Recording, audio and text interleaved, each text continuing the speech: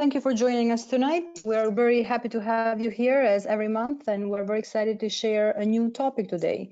So we'll be talking about our new topic, spiritual leadership, a very retrospective approach. And before we do that and jump into our guest speaker for today, which we're really excited to share with you, we're really going to do really quick some house cleaning stuff as usual for those who have been members and have been attending our webinars before, but for those who have been joining for the first time, just so you know, we are ASQ, American Society for Quality, the Human Development and Leadership Division. We do provide multiple programs when it comes to mentoring, from one-to-one mentoring to guest speakers, which we do each month, to newsletters, articles, and we have various ways for you to also get improving our volunteering services as you become part of our team as well. So if you'd like to be a speaker in the future, we're quite booked for this year. I only have 2 spots, I might say, for this year, but we're always glad to hear new speakers that would like to join and provide some contribution to our community. So feel free to reach us out. We do have a great speaker for today. I'm very excited to share with you our presence in this webinar. Will be joining us from Vetrivel, Janakiraman. He's a director of quality from Roche, based in Germany. So we're trying to go all around the world here and to diversify our feedback and the contribution when it comes to human development and leadership in our community, but abroad even more than our community as well. So everyone is always free to join. When it comes to this topic, it's a very particular one. We do talk about leadership all the time, but we're hoping to get a more retrospective, a more introversion into looking into ourselves deeper and see what leadership should look like, and how are we also impacting our teams when it comes to continuous improvement and also personal improvement. Before we do that, I just want to remember everyone that you have to be attending about 40 minutes minimum when it comes to getting the accreditation units. I will be sending an email to those who have been attending 40 minutes, so feel free to reach out to me if you don't get that email, but make sure you have been attending 40 minutes, otherwise you will not get it. We don't see it in the system.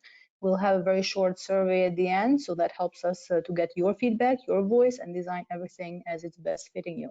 So thank you so much for joining Vetrivel. I would like to share more about you when it comes to your experience in implementing lean transformation programs in different industries, which are currently based in Germany. As I mentioned, as the quality director, operational excellence for Roche.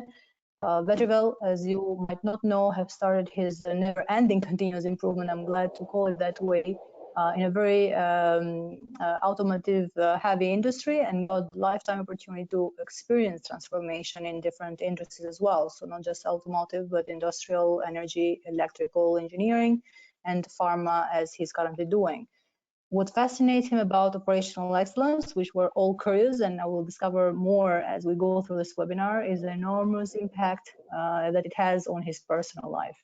Operational excellence has helped him gain clarity on his personal goals, of course, in the vision he has, and create a roadmap for the success. And that's what we're trying to do today with this webinar. So thank you so much for joining us and sharing your great experience and perspectives as well. So the floor is all yours. Thank you, Sujita. Thank you for the wonderful introduction, and a very good morning, good afternoon, good evening to everybody out there. I think that people are joining from different time zones today. Thanks again for taking the time for this.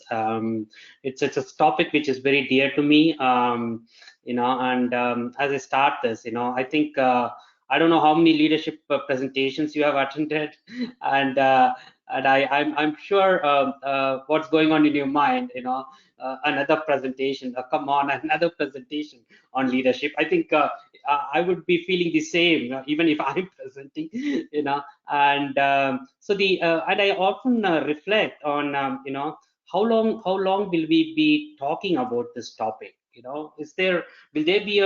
Will there be a time in the near future where there will be where everything is inbuilt, the leadership qualities and characteristics are inbuilt, and there are no leadership consultants out there, trying to sell the services. Nothing against Kiran.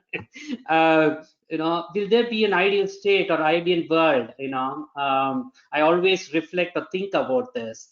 Sometime in the future, where each and everybody is a leader, born leader in himself, and I also think that, okay, if we are doing things the same way how we are doing now, as far as leadership is concerned, maybe it could take a very long time. And as Siddhita mentioned, and it's for me more than 20 years working in different industries, different companies around.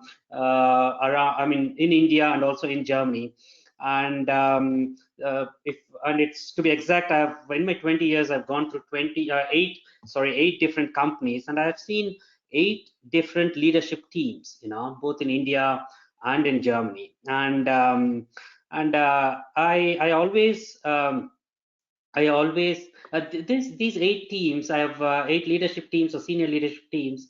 I have worked closely with some of them. Some of them I have observed them from a distance, and this was actually for me the trigger also, after observing these people for 20 years now. And I thought of, okay, the trigger for me to link spirituality to leadership came as I was attending a conference in the US. I think people dialed in from the US would be knowing about AME, Association of Manufacturing Excellence, where every year all the lean gurus come together. They're like 2,500 to 3,000 professionals coming together for a week, and they present what they are doing in their transformation journey, and most of the presentations are based on leadership. And I used to meet these people, and then a couple of people every year, and I think I met these people for 5 years. And after 3 years I slowly realized that, they're all talking about the same problems year on year, and with the same people. And I was discussing with them, and they also agreed that yes, we spoke about this leadership problem last time. And when we discussed about what changes happened in the last year or two, and we always shook our head and said nothing changed. And then this is something which triggered me to think, maybe there is something fundamentally missing in what we are doing as leaders, and either we are reluctant to look into it, or we don't know. To be very fair, we don't know. And during this phase of, when I was attending these conferences, I also happened to step into the spiritual world, in India, and during my trips to India. And I was discussing with people, and I somehow saw something connecting. And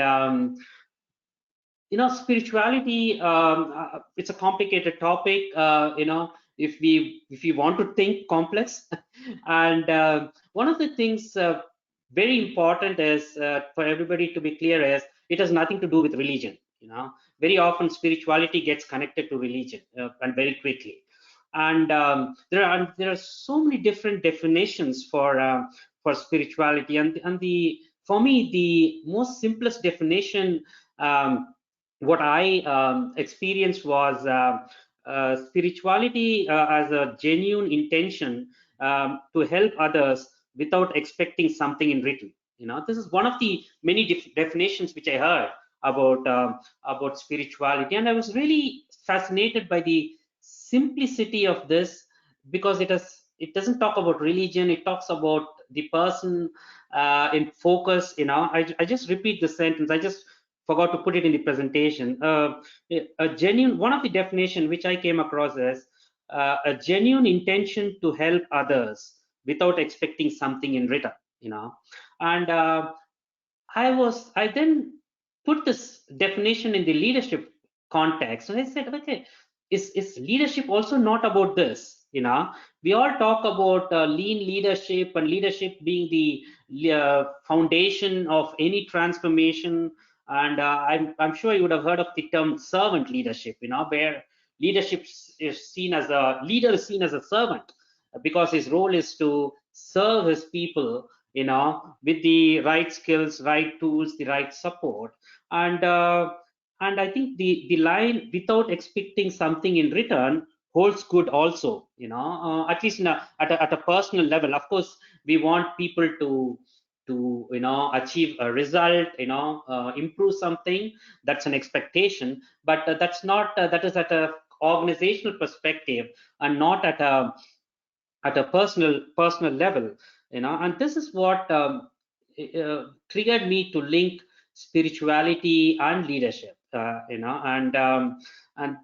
as I was thinking about this, deep down, I said, maybe there are certain characteristics or qualities which we can learn from the spiritual world, which holds good for today's leaders. And maybe it helps. I will not say it is the solution for all the leadership problems we have, but at least it helps people to think in a different direction. It helps leaders to think in a different direction. And by doing this, at least we can expect a different result. And so this was the motivation for me also to write this book on spiritual leadership, and share my experiences in that book.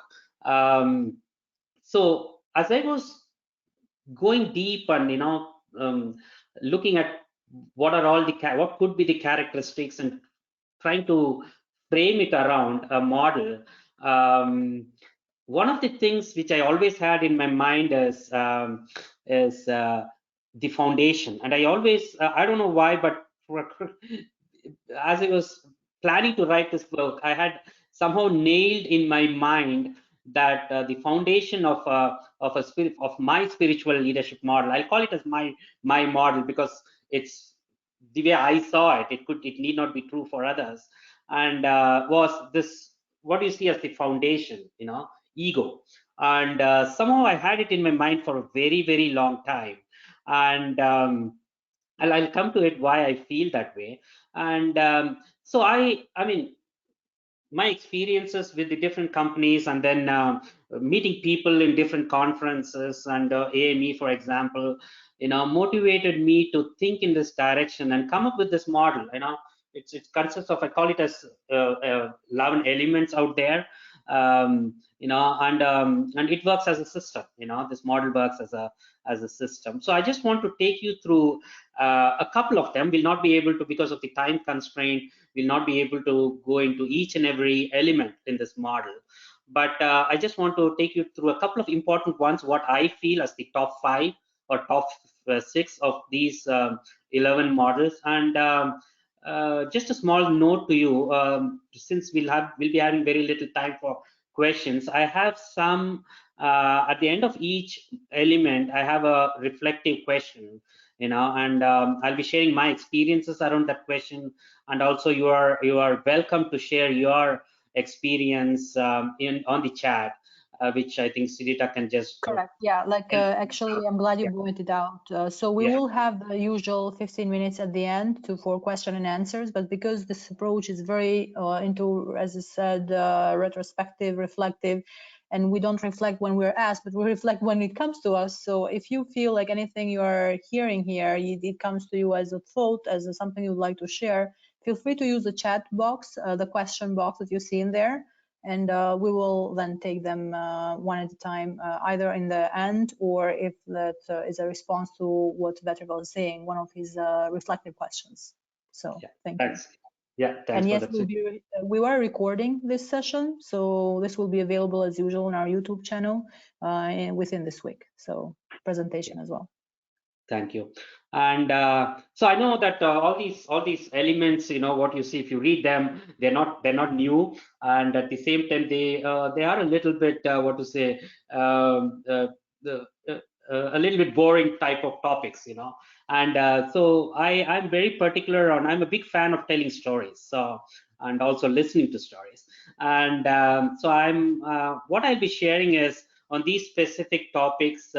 Some of the stories which I personally experienced, they are true stories and related to this topic, and some of the stories which comes from the spiritual world, and happened thousands of years ago, and which is still valid, in today's world. So as I mentioned, something which struck me very hard as I was building this model was the foundation, which is one of the most important for a house, and an ego. And I just also put ego. What I mean with ego is we need to be egoless. And it's well, I'm not going to read out these definitions, but let me start off with telling a story. This is a story which happened long ago in India, and it was a very learned person, highly educated person, was actually crossing a river on a boat, and he was just it was boring for him, so he started conversing with the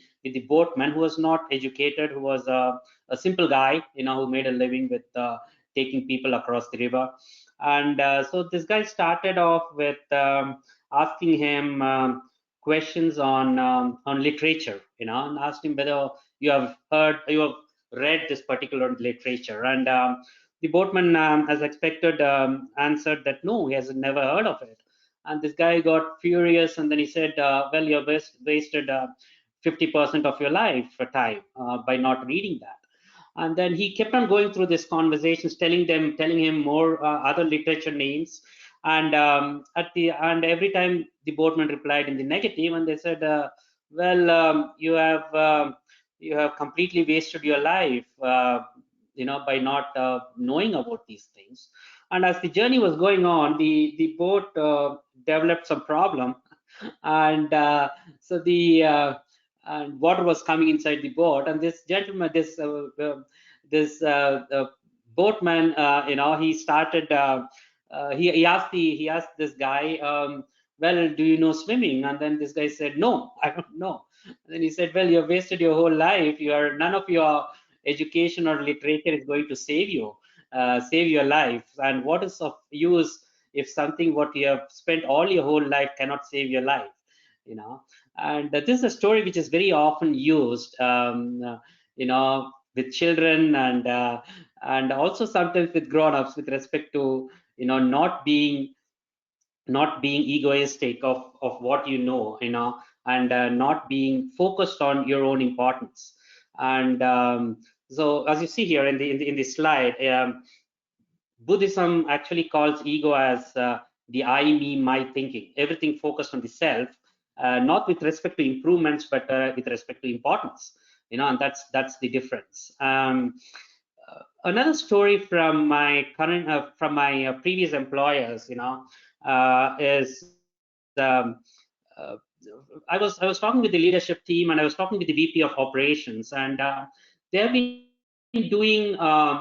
working on mindset change, for quite some time. It was 2 years. It was before I had joined, and they have been working for 2 years with 10 different workshops, and so I casually asked the VP Ops, you've been doing this for 2 years now, and with so many investments, what is that one thing each and every senior leader is doing differently right now with respect to a mindset change? What do you do every day? One small thing which you do differently in order to show that you're changing your mindset.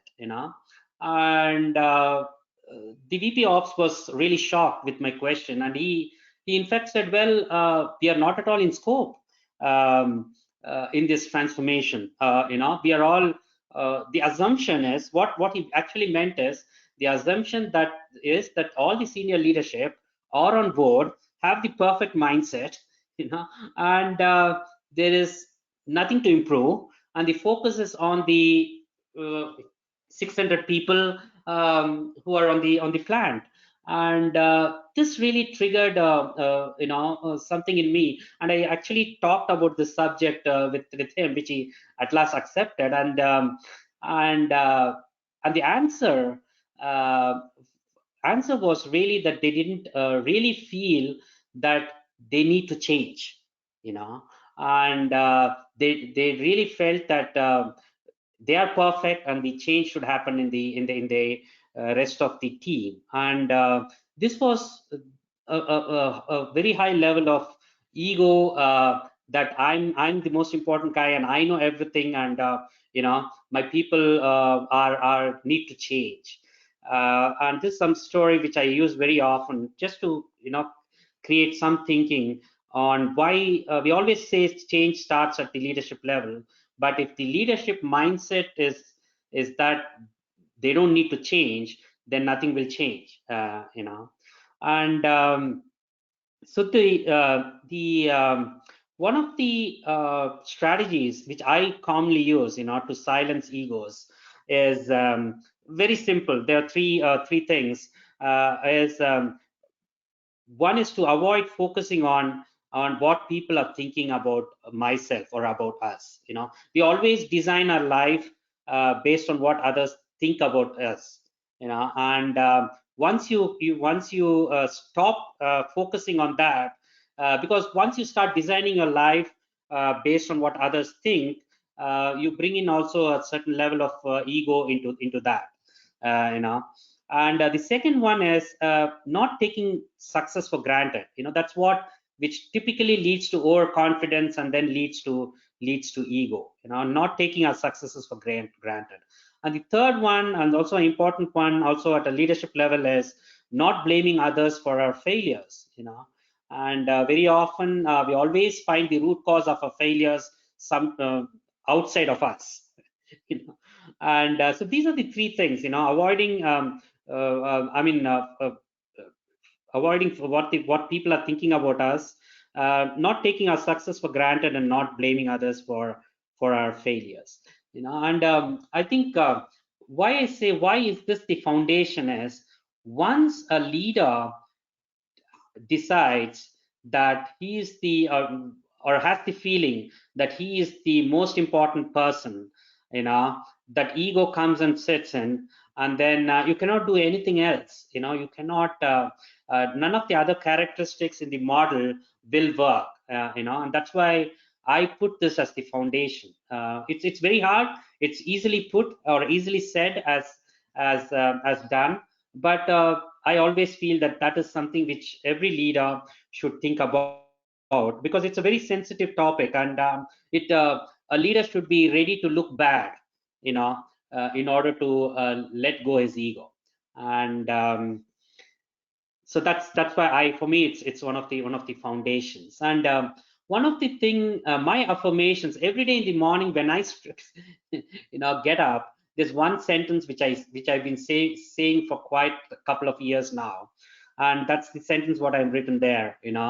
Uh, no matter how good I am as an operations excellence leader, or a leader, or a father, or whatever it is in my personal life, no matter how good I am, or in what I'm doing, there's always someone somewhere out in the world, who's better than me.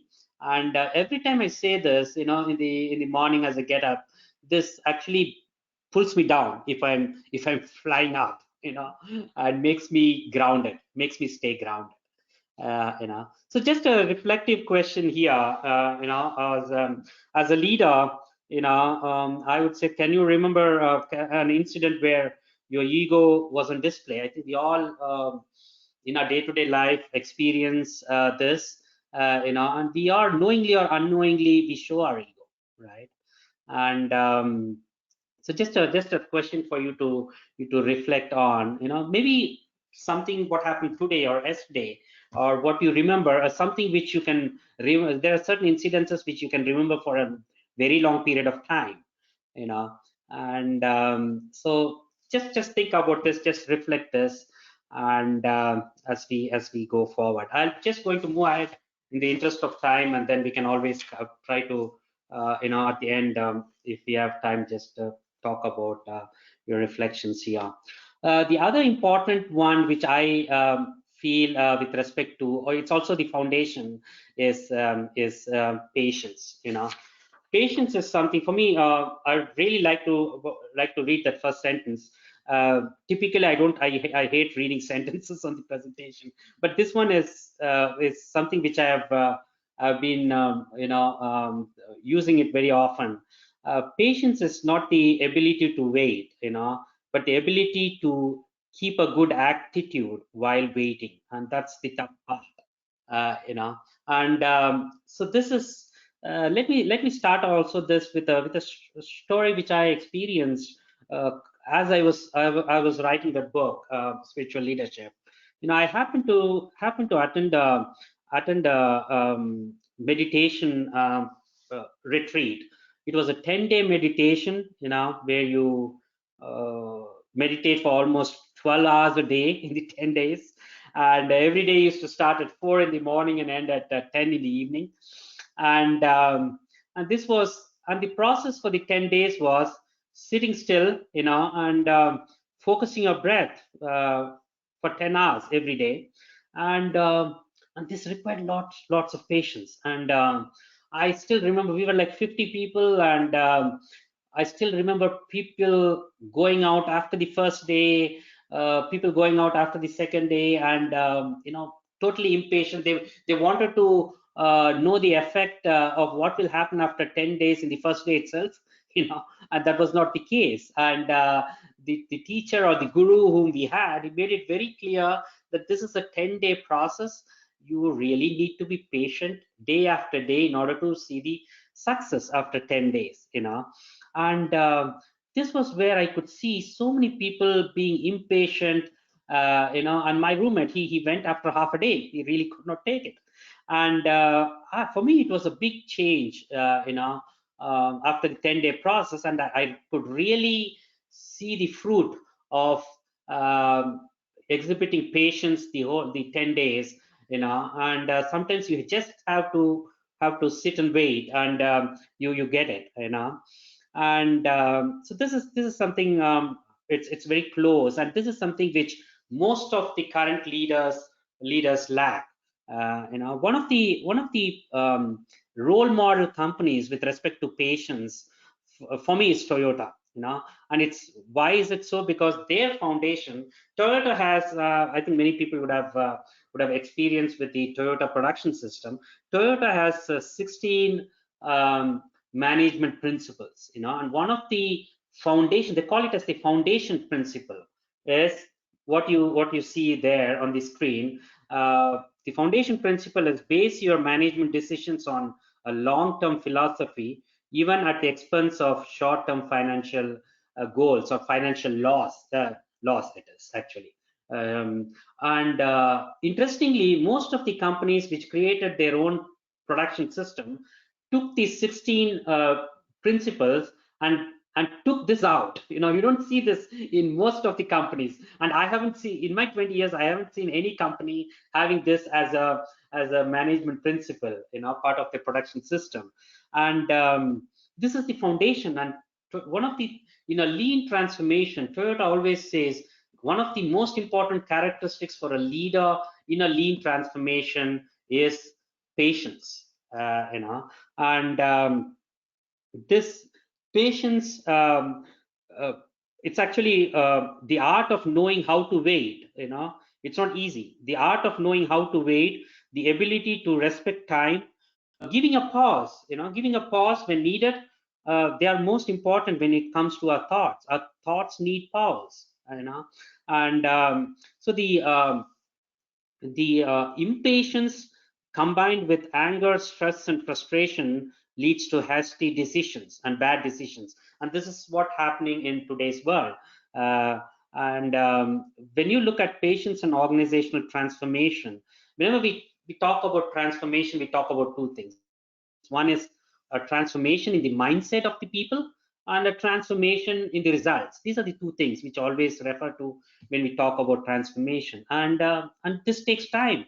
The average transformation, if the company's culture is very good, the transformation takes 3 to 5 years, and a cycle of transformation. And this requires lots of patience.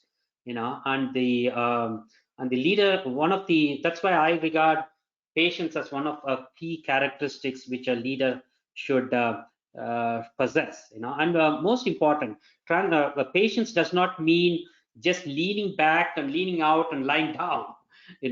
It's about exactly knowing when to wait, really respecting time, giving a pause and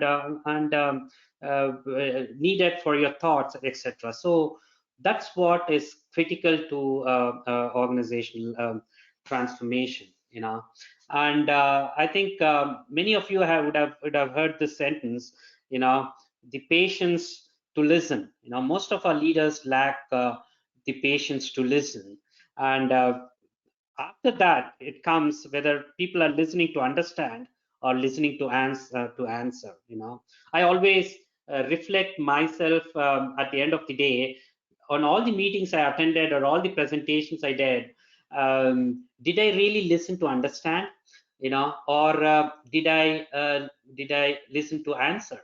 There are completely different poles, with respect to listening. And I know that listening is one of the most difficult stuff. I always say talking is easy, and I think what you are going through right now, and hopefully listening to understand is the most difficult part of listening, and it requires a lot of patience. It really requires a lot of patience.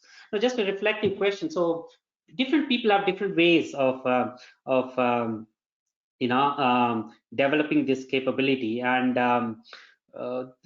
just a story. And as I said, I always enjoy telling stories. I was talking to a consultant while traveling from Germany to India, and I was sitting in a flight, and he was next to me, and he was a consultant, and she was working for the Fortune 500 companies, and we talked about this topic on patience, and he told me an interesting thing what he does, interesting habit what he has. He says every time whenever he's in India, he was a quite a experienced old person, though he had grandchildren, and he said every time when I'm in India, I just take my grandson to the seashore, to the beach, and then he says he tries to, for half an hour to 45 minutes, he says he tries to answer all the why questions of his grandson, who is, by the way, 6 years old, without getting angry, without getting angry, trying to answer all his 6-year-old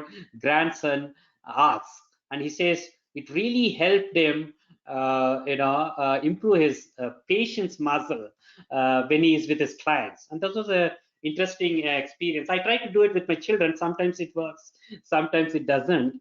But I think everybody would have their own story with respect to building this capability, and just think about ideas on how can you develop your own patience capability. Even you don't need to be a leader for this. The next topic is on discipline. Well, this is something which we hear I don't know how many times every day. And so Mahatma Gandhi, the famous freedom fighter from India, he always regarded discipline as one of the most important characteristics of a human being. And I'm not going to read out the definitions out there, but a story comes to my mind with respect to discipline. And I was one of my previous companies, I had a very senior level, a senior vice president as my mentor. And so I was talking with him, and he shared me an interesting ritual, what he does every day. And he said, Vetrivel, every day at 5 o'clock in the morning, I get up at 4:30, at 5, I put on my jogging shoes, and I just go out for jogging and go for a run. I said, okay, he lives in the US. And I said, okay. And I just, in my mind, I thought, so what's so special about this? Everybody does it, or many people do this. And then he continued. He said, well, it's raining outside. I put on my shoes. I go out for jogging. I said, fine, great. And he said, it's a cyclone out there. I put on my jogging shoes. It's snowing out there. I put on my jogging shoes. And he said, at the end, he said, see, I'm doing this for 25 years, and I have not missed a single day. And that's when I stood up from my chair and said, wow. I said, oh my goodness, this is one of the most highest level of discipline I've ever seen. He said he has never missed a single day, and this reminds me of this discipline in the spiritual world. There's this there's this Buddhist monks, the Shaolin monks. They have by the way, the Shaolin monks are they're one of the oldest monasteries in the world. It's 1,500 years old, and they have a daily routine. They have an 18-hour day, by the way, and they have an interesting routine. The day starts at 5 and it ends at 11 o'clock, and they from 5 to 11, they have a standard routine with which they do their entire life, and it's divided into 3 parts. So in these 18 hours, they spend a significant amount of time studying, studying with respect to Buddhism, developing their knowledge and stuff like that. A significant amount of time practicing for both physical and mental strength. So it's not only mental strength, so it's not only meditation and stuff like that, also kung fu, for example, which they developed, and they also keep themselves physically fit, and they practice. And the third one important point is service. They support the monastery with cleaning and cooking and keeping the place tidy, and their daily routines, and all these are all part of the daily routines. So this is the discipline of from 5 o'clock to 11 o'clock in the night, all, and going through the 3 phases of studying and practicing and doing service is something which is, they are unconsciously competent, and it's like a routine. They cannot change that, even if they want. Even that gentleman who told me about his jogging, he said, Vetri, even if I want to stop now, I'm unable to do that. I cannot. It's just going on automatically, and that's the phase they reach with respect to discipline and daily routine. And so how does it compare with the leader? Even leaders have daily, most leaders have daily routine, and in the lean world we call it as leader standard work. It's not only an operator in the shop floor having a standard work, what he should be doing when he comes at 6 in the morning until 2 o'clock until his shifts end. Rather, all the people who are supposed to support these people, should also have a standard and a daily routine. And I really struggle. Most of them have this, but really taking the Shaolin monk as a role model, how can they, ensure that this daily routine is not influenced by all the daily firefightings which come on the plate as you come in the morning, and then completely changes your standard into a firefighting standard, and this is something which today's leaders can learn from the spiritual world of Buddhist monks and monasteries.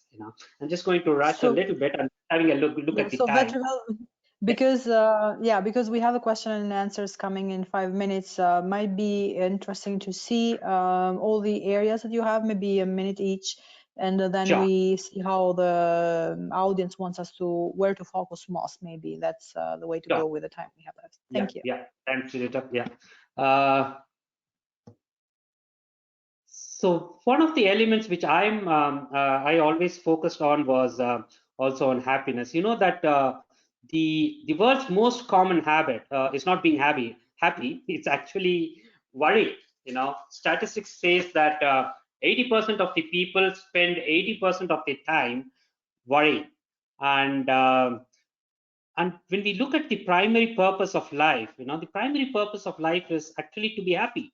It is everybody's birthright to be happy, and it should never be linked to any specific or particular achievement in life. If I achieve this, I'll be happy. If I do these career changes or reach this designation, I will be happy. Because the risk with that is, if you're not achieving that, you will never be happy and you will be wasting your life completely. And so speaking, I have a couple of stories, but I'm going to skip the stories. And one of the most important leadership role why a leader exists is to keep the mental health of their team positive, and not only for a day, for extended period of time. And that I see is a very key role of a leader. And every leader should have his own way of doing it, or should have his own way based on his experience. But did a experiment with spending a week with my team, not complaining about anything, and it completely changed the way my team looked at how their minds, how their mental health changed from being always negative to being positive. And what you see on the right hand side with this graph is actually from a spiritual guru called Gopal Das, and it's a very simple graph. It says on why worry. It's a little bit funny, but it's an interesting one which you can have a look. Reflection on this is okay. How can a leader ensure a positive mental health and happiness of the team members?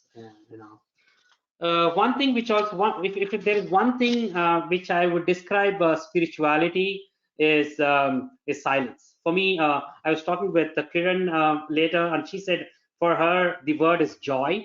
It's interesting. For me, the word is silence. It's because it's actually it actually, by being silent, it changes the way how you think and how you react. And I told you about the story of this, attending this meditation, and it was 10 days of silence. We were not allowed to talk with anybody for 10 days, not watch, not have our handies on. No, we are not given our handies. It was taken away, and etc. But it changed me completely. Even as a leader, after I came back, my team felt a big change in the way I reacted with them. So this is one which is very close to my heart. And a practice one is, okay, how can we practice silence, a self-inquiry. I'll touch one more and then go into the conclusion. Reflections, and reflections is typically, just one simple story in the Japanese culture. When a child makes a mistake, the parents ask them to do a hansei. Hansei is actually the Japanese translation for reflections. And what they do is, what the parents want their children to do is to really feel sorry for what they did and to improve his or her attitude. And this is something which is developed from the childhood. And this is why I think sometimes I feel that Toyota, even though not many Japanese companies have the same culture as Toyota, I think this is something which I feel Toyota could do it easily, and this is one of the success factors, for reflections.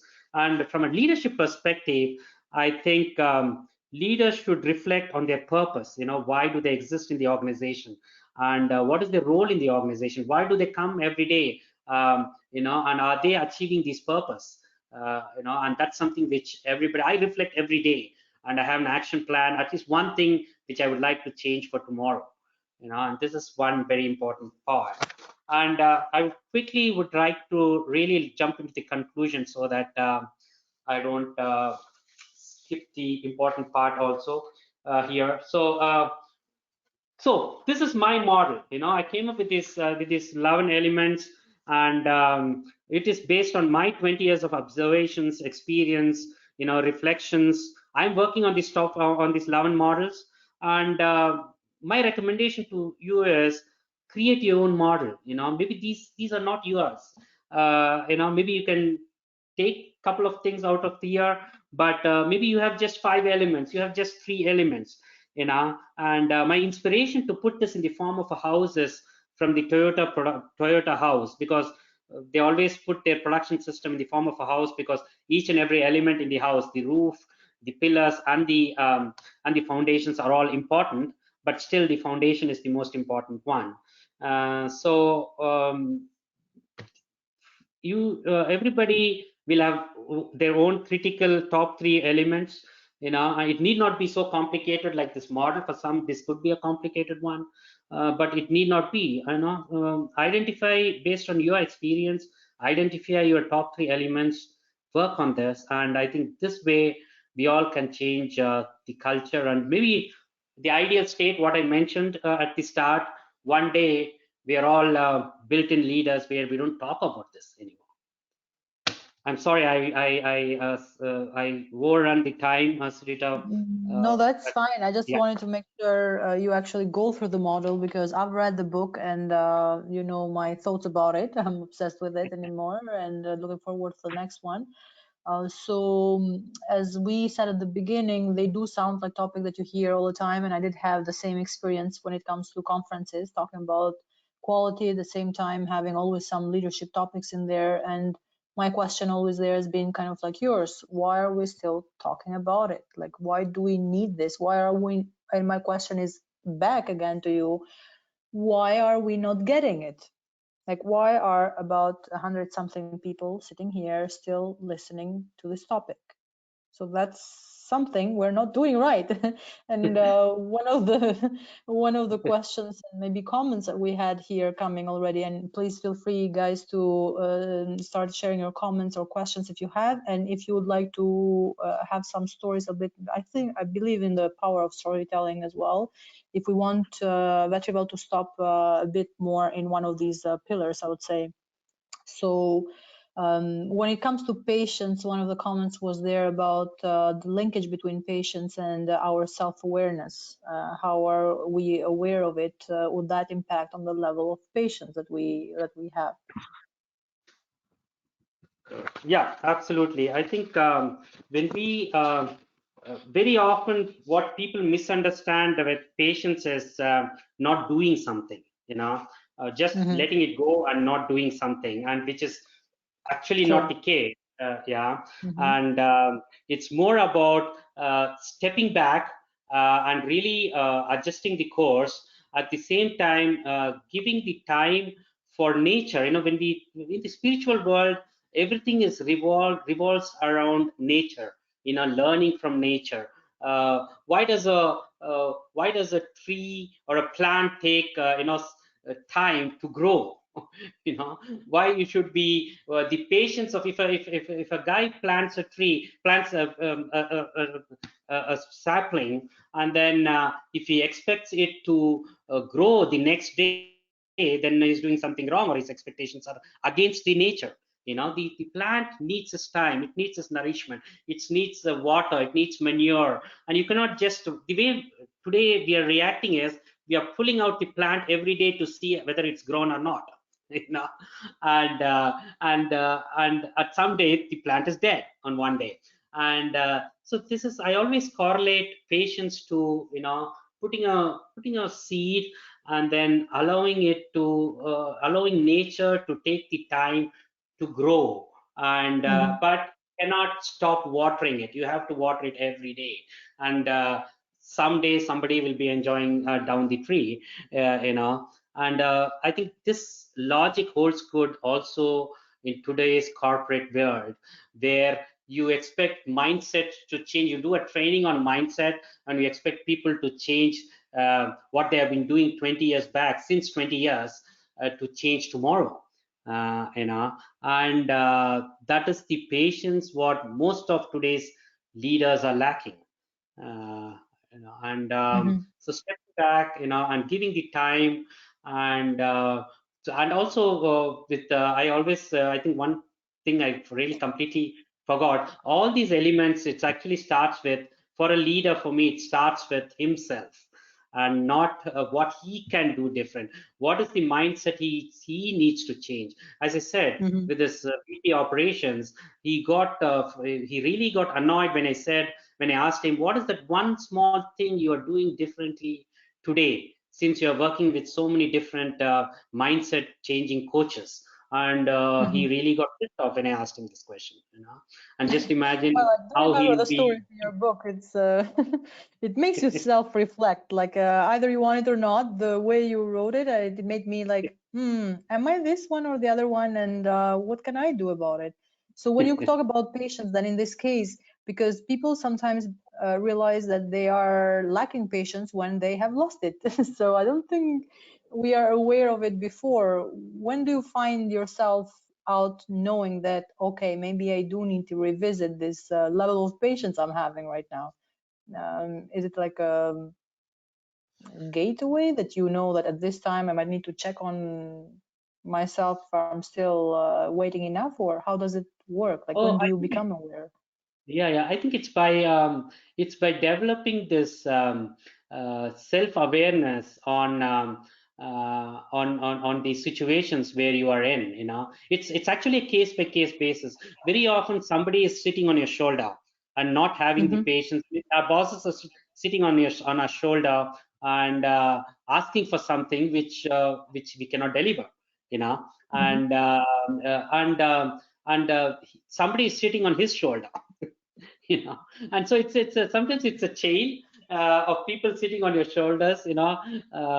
And I think, to go back to your questions, Rita, I think it's something which everybody should reflect on them, on this particular situation and on themselves, and then say that, okay, how much time this I told this sentence about, it's the art of knowing how to wait, you know. And this art of knowing how to wait is something which each person should develop on his own, based on his environment and his conditions and his bosses and his this thing, environment, and then and the ability to respect time, and most importantly, giving a pause when needed, you know. And they are all most important when it comes to our thoughts. So And when you do that, would you think that you are already kind of knowing the outcome on the expectation, so then you kind of measure yourself to it and say, okay, wait a bit of time until you get there? Or do you at some point also have to revisit if your outcome is still what you want, because or the environment might, or the organizational settings might be different at that time? So maybe, yes, we're being patient, but that outcome maybe would need to be revisited, no? Absolutely. But yeah, exactly. The end of the day, there is some we are expecting something out of this, right? And Mm-hmm. a result. And you have to, as you are slowing down and as you are taking a pause, you just go and revisit your results and see that, okay, how is it? Am I, by slowing down, am I moving closer to my goal?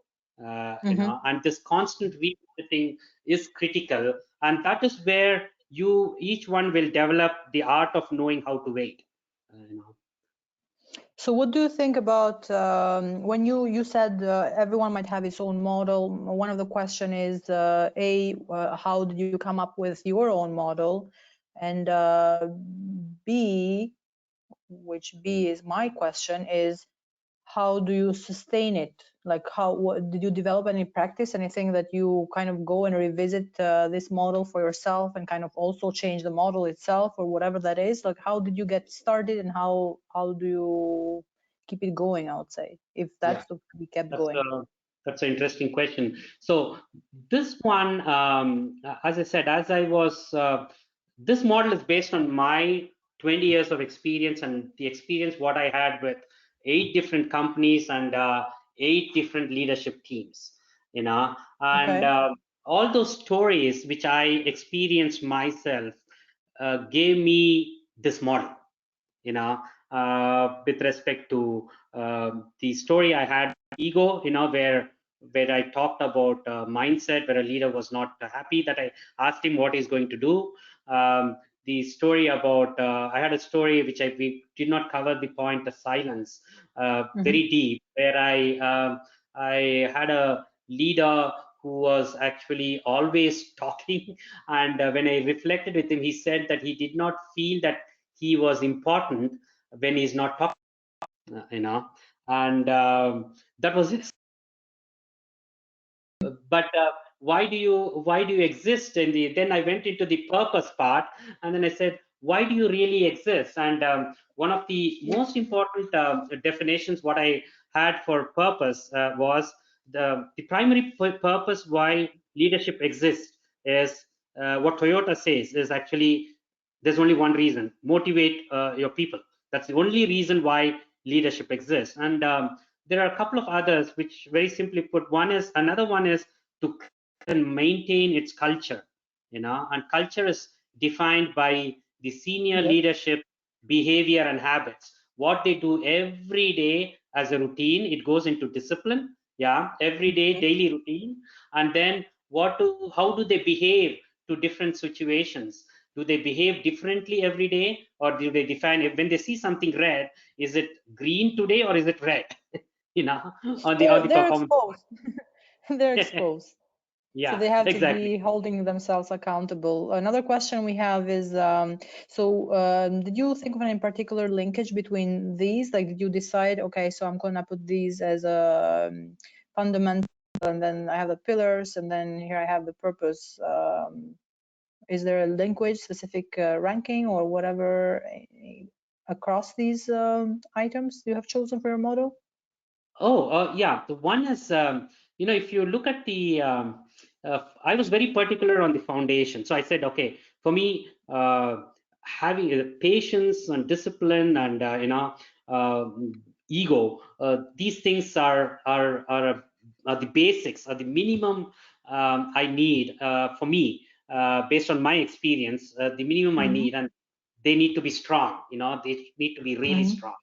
And then I looked at the roof, and we are doing everything what we are doing to achieve something. So we need to have a purpose, and the purpose actually supports the house, uh, typically against wind and against rain and all those things. And if you are really clear, if you have clarity on why you are doing something, and if you remember in the first introduction slide, I said there are two important words for me. One is purpose and the other one is clarity. Clarity on the purpose and our goals, both personal goals and organizational goals. Clarity on that is very critical, because that is the one which will support us, protect us from, in a house format, it's from rain and fire and all those things. And the rest, once I decided on the roof and the foundation, the rest I put them as pillars, which really holds the house together. So this Did was you roughly get Did you get this clarity of the purpose itself already worked with the missing points, let's say, or the improvement areas that you had as foundations?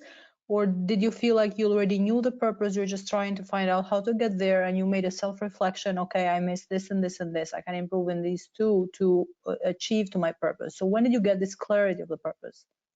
Oh, it's a combination of both, actually, Sriti.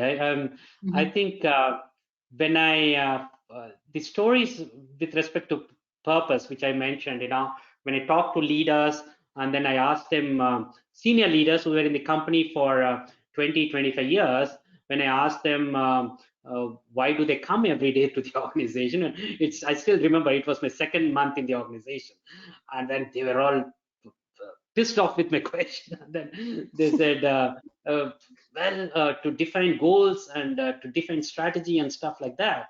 And then when I told them the Toyota definition or a transformation definition, and at the end they agreed, but they were really shocked. And I was not. This is something. The purpose of why leaders exist in an organization, I think in many of the organizations, it's not clear. Mm-hmm. So because it's about time for closure, I do want to take a couple of questions that are left, but I don't want to force everyone to stay here because it's a free will. So I will share the fact that we are sharing the webinar recording again on YouTube. As I mentioned before, you'll get an email from me within these days, within this week maximum. Also, the presentation itself will be posted, the deck of the presentation will be posted on my ASQ community. The future webinar we have is already out there on my ASQ. You'll get a link to that as well. We'll talk actually about failures, which is very linking to this topic today. So self-reflection there as well. How failure is also important for success, and how the innovative mind from an innovative background as an industry. We have a guest speaker, Rhonda Farrell, that will be talking about that in June 9. If anyone else is curious about the questions we have, you can stay on. So thanks for everyone else who cannot stay longer, but I do want to take a couple, 2 to 3 more minutes just to ask a couple of more questions, because I feel like it's a very important topic. If you don't mind, Vetrivel, I know Yeah, your purpose is absolutely. about sharing, so I'm kind of pleased for that. But I'm really sorry for stepping over. I'm sorry. Yeah. No, you're not. You're welcomed, actually. So don't be sorry about that. And thanks so much for offering your contribution tonight.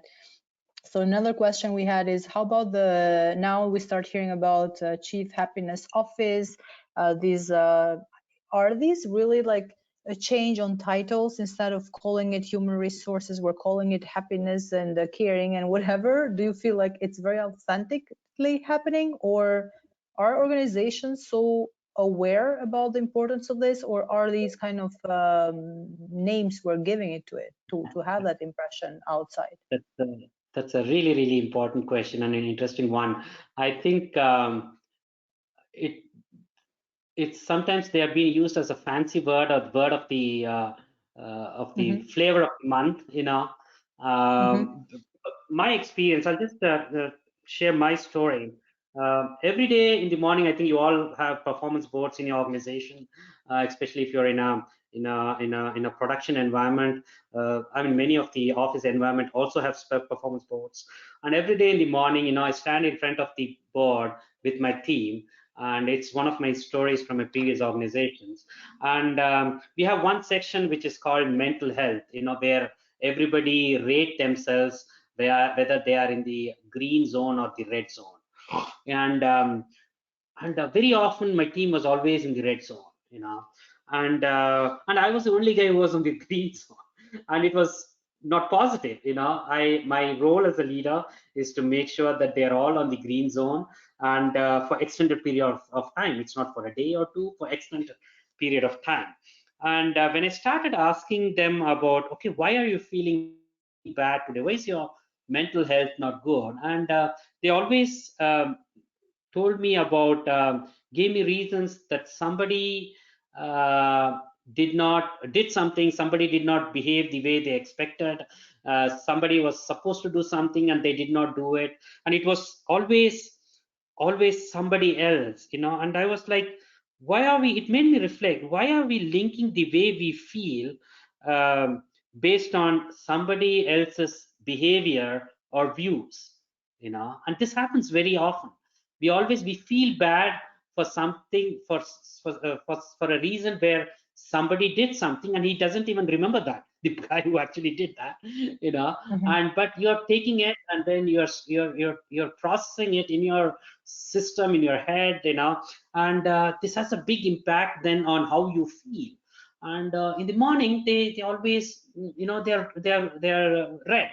And then what I did was, I did an experiment with this team for 10 days. I said, guys, let's stop complaining, and it was very tough. I thought it would be an easy exercise, but it was a very, very tough exercise, not complaining. And we ran this experiment for a week, and every day it started, others pointed out if somebody started making a complaint, Yes. no, you're not supposed to do this.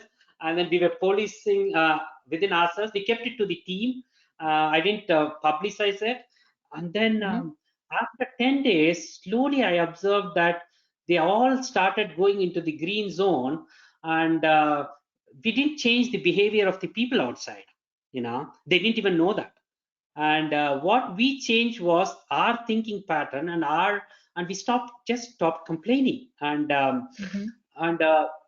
what was interesting was our customers, they saw an effect in us that we performed better. And nobody else outside of our scope really changed. We changed our attitude, we changed our views, our behaviors, and our habits, and we brought a big change to ourselves and also to our customers. So you took action too, not just like being aware of it and stop complaining, exactly. but as you say, you took actions focused on yourself and on your own team. So exactly. thanks so much for sharing this. I do want to make sure that everyone has had the space for the questions. That's why I was pointing out. And I would like to also invite everyone. You can contact Vetrivel as well. He's on LinkedIn, as well as the book. If you share the first page, you can find the book as well. If you want to address more questions, I'm pretty sure you might welcome more interaction. Absolutely. And especially because your style is the storytelling, so I feel like that does require a little bit more time as well. So that would be interesting if you would do it and one-on-one as well. So thanks so much, and we look forward to having you back and tell us more about the new stories you're writing. I know they're going on right now, so it'll be great to have you back. Thank you so much, Vetrivel. Yeah, thank you. Thanks all for your patience with me today. Thank you, guys. My patience. I'm always curious and always available, so that'll be a pleasure as well. Thank you, everyone. We'll talk again next month. Anything you have, send me a note, and you'll get the LinkedIn update event for the future, as well as my ASQ for the future meeting, which is already posted in there. When it comes to recertification, again, I'll be sending an email about that separate from the follow-up email. So keep an eye on that if you have attended 40 minutes from the presentation time. Always a pleasure. Feel free to give us your feedback. There is a survey if you want other topics or anything that you have to share. Will be very welcome. Have a great evening. Thank you. Bye-bye. Thank you.